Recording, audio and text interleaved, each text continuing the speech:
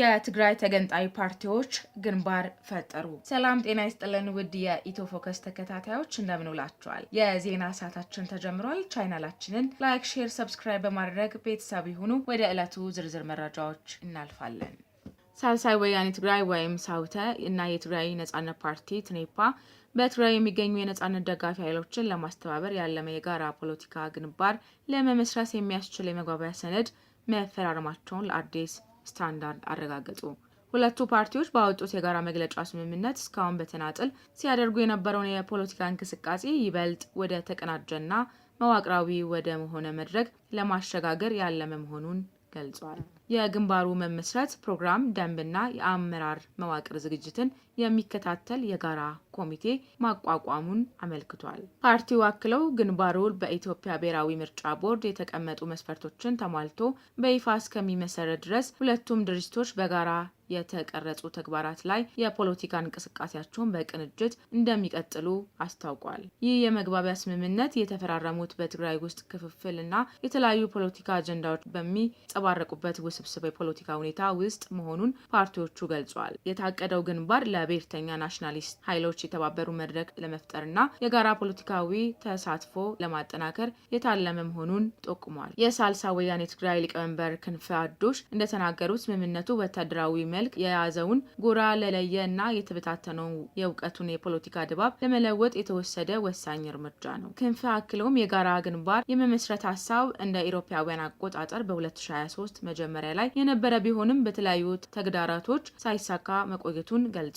ይሁን እንጂ ባለፉ 4 ወራት በሁለት ፓርቲዎች አመራሮች መካከል የተደረጉ ውይይቶች መሰረታዊ ልዩነቶችን ለማጥፋትና ለአሁኑ ስምምነት መንገድ ለመጥረግ እንደረዱ ተናግረዋል። እንደ ሊቀመንበሩ ገለጻ ግንባሩ የትግራይ ብሔራዊ ጥቅም ለማስጠበቅና የነጻነት ጥያቄ ለማንገብ ትኩረት አድርጎ የሚንቀሳቀስ ይሆናል። የትግራይ ነጻነት ፓርቲ ሌተናል ጄኔራል ጻድቃን ገብረ ትንሳኤ ይፋ ካደረጉት አዲስ የፖለቲካ ጥምረት ጋር ምንም አይነት ግንኙነት እንደሌለውና በጥምረቱም ምስረታ ላይ እንዳልተማከረ መግለጹን ይታወሳል። ፓርቲው ስሙ ከጥምረቱ ጋር ተያይዞ መነሳቱን የተያያዘ መሆኑን በመጥቀስ ድርጅታዊ ውሳኔዎችን ራሱን ችሎ እንደሚወስን አስጠንቅቆ ነበር። ትኔፓ ራሱን ቢያገልም ቶና አረና ትግራይና ስምረት የተባሉ ሌሎች ተቃዋሚ ፓርቲዎችን በጥምረቱ ውስጥ መሳተፋቸውን አረጋግጧል። ይህ በትግራይ ፖለቲካ ተዋናይ መካከል ያለው የተለያየ አቅጣጫን የሚያሳይ ነው። የዚህ ግንባር መስረታ ሂደት የወጣው ሁለት ተቃዋሚዎች ቀደም ሲል ተከታታይ የጋራ መግለጫ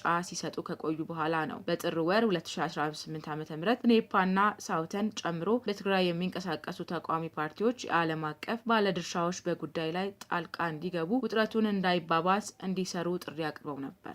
ለተባበሩት መንግስታት ድርጅት፣ ለአፍሪካ ህብረት፣ ለአሜሪካ፣ ለአውሮፓ ህብረትና ለሌሎች የፕሪቶሪያ የሰላም ስምምነት ዋሶች በጻፉት ግልጽ ደብዳቤ በትግራይ ውስጥ እየታየ ያለው የፖለቲካና የወታደራዊ ውጥረት አሳሳቢ መሆኑን ገልጸው ግጭቱ ዳግም እንዳያገረሽ አስቸኳይ ዲፕሎማሲያዊ ጥረት እንዲደረግ ጠይቀዋል። በተለይም የሰላም ስምምነቱን አተገባበር እና ክትትል ላይ ያሉ ጉድለቶች እንዲሁም በትላልቅ ተዋናይ መካከል ያለው አለመተማመን የሰላም ሂደቱን አደጋ ላይ ሊጥል እንደሚችል አስጠንቅቀው ነበር። በትግራይ ክልል የሚንቀሳቀሱ ተቃዋሚ ፖለቲካ ፓርቲዎች በተናጠል በጻፉት ደብዳቤ በክልሉ ዳግም ጦርነት ሊቀሰቀስ ይችላል የሚል ከፍተኛ ስጋት እንዳላቸው በመግለጽ ዓለም አቀፍ አሸማጋዮችና የፕሪቶሪያ የሰላም ስምምነት ዋስትና ሰጪዎች በአስቸኳይ ጣልቃ እንዲገቡ ጥሪ አቀረቡ።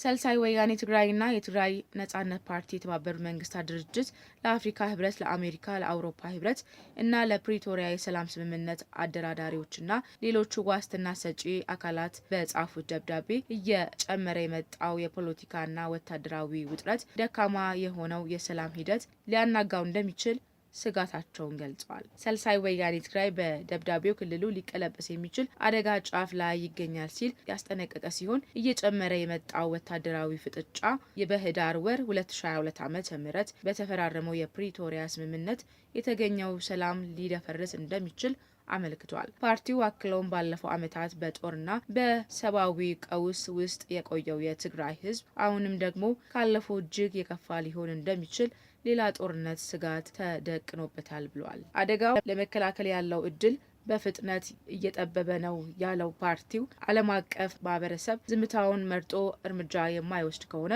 ጦርነቱ በትግራይ ብቻ ሳይሆን በመላው አፍሪካ ቀንድ ላይ ሊቀለበስ የሚችል ጥፋት እንደሚያስከትል አስገንዝቧል። ድርጅቱ ለለውጡ መርገብ ከፍተኛ ዲፕሎማሲያዊ ጣልቃ ገብነት እንዲደረግ፣ የትግራይ ግዛት አንድነትና አስተዳደራዊ ወሰኖች እንዲከበሩ፣ ተፈናቃዮች በክብር እንዲመለሱ እንዲሁም የሰላም ስምምነቱን አፈጻጸም የሚከታተሉ ገለልተኛ አካላት ስራቸውን እንዲቀጥሉ ጠይቋል። ይህ ደብዳቤ ግልባጭ ለትግራይ ክልል ጊዜያዊ አስተዳደርና ለፌዴራል መንግስት መሆኑን ተመልክቶ ነው። በተመሳሳይ መልኩ የትግራይ ነጻነት ፓርቲ በህወሓትና በፌዴሪ መከላከያ ሰራዊት መካከል ያለው ውጥረት እያየለ መምጣቱ በመግለጽ ይህ ለሰላም ስምምነቱ ከባድና ቅጽበታዊ ስጋት መሆኑን ገልጸዋል። የፕሪቶሪያ ስምምነት ግጭቱን በይፋ ቢያቆምም አፈጻጸሙ ግን አዝጋሚ፣ ወጥ ያልሆነና በቂ ክትትል የማይደረግበት በመሆኑ አለመተማመን እንዲሰፍን ማድረጉን ፓርቲው አመልክቷል። አደራዳሪ አካላት በዝምታ መቆየታቸው ወታደራዊ እርምጃን እንደ አማራጭ የሚመለከቱ አካላት ብርታት ሊሰጥ እንደሚችል አስታውቋል። ፓርቲው አሸማጋይ አካላት ከሚመለከታቸው ወገኖች ጋር በንቃት እንዲሳተፉ፣ በአንድ ወገን የሚወሰዱ ወታደራዊ እርምጃዎችን የሚከላከሉ ቀይ መስመሮችን በይፋ እንዲያረጋግጡ፣ የክትትልና የማረጋገጫ ስርዓቶችን እንዲያጠናክሩ፣ ለሲቪሎች ጥበቃና ለሰብአዊ እርዳታ አቅርቦት ቅድሚያ እንዲሰጡ እንዲሁም የስምምነቱን የሚያናጉ ድርጊቶች ሲፈጸም ተጠያቂነት በተገቢው መንገድ እንዲሰፍን ጥሪ አቅርበዋል። ሁለቱ ፓርቲዎች በትግራይ ክልል ሌላ ዙር ጦርነት ከተከሰተ ለዓመታት በግጭት በጅምላ መፈናቀልና በኢኮኖሚ ውድመት ለደከመው ሕዝብ እጅግ አስከፊ እንደሚሆን አጽንኦት ሰጥተዋል። ዳግም ሊቀሰቀስ የሚችለው ግጭት መከላከል የሚቻል መሆኑን በመግለጽ የዓለም አቀፍ ባለድርሻ አካላት አስቸኳይ በገለልተኝነትና በቁርጠኝነት እርምጃ እንዲወስዱ ጠይቋል። በተጨማሪም ሁለቱ ፓርቲዎች ሰላማዊ የፖለቲካ ትግል ቁርጠኛ መሆናቸውን በመግለጽ አሸማጋይ አካላት ያለምንም መዘግየት ተግባራዊ እርምጃ እንዲወስዱ አሳስበዋል። ተመልካቾቻችን የዕለቱ ዜናን ይህን ይመስል ነበረ። ስለተከታተላችሁን እናመሰግናለን። በሰላም ዋሉ።